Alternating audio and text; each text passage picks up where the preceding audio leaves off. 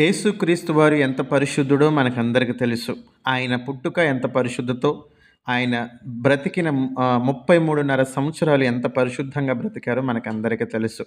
కానీ చివరి టైంలో సిలువ వేసేటప్పుడు ఆళ్ళందరూ కేకలు వేసి, పిలాతు అధికారానికి లోబడి, ఆయన వేసిన శిక్షకు లోబడి అంతటి మహానుభావుడే నోరు మెదపకుండా ఆయన వచ్చిన పని ఆయన నెరవేర్చాలి కనుక ఆయన బ్రతుకు, ఆయన మరణము ద్వారా కొన్ని కోట్ల మంది, కొన్ని లక్షల కోట్ల జనాభా రక్షించబడాలి కాబట్టి ఆయన మౌనముగా అంత వేదన భరించారు, అంత శిక్షను స్వీకరించారు.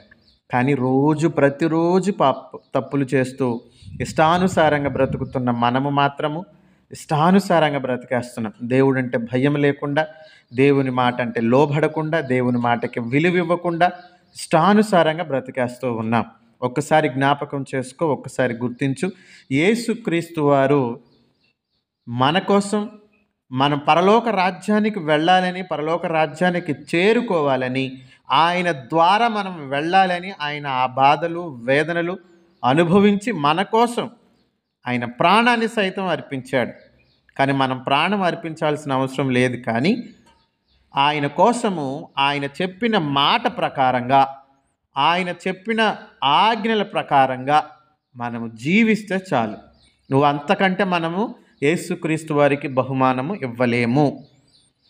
ఆయన ఆ వేదన పడటానికి కారణము మనం పరలోక రాజ్యానికి చేరుకోవాలని, పరలోక రాజ్యానికి వారసులం అవ్వాలని.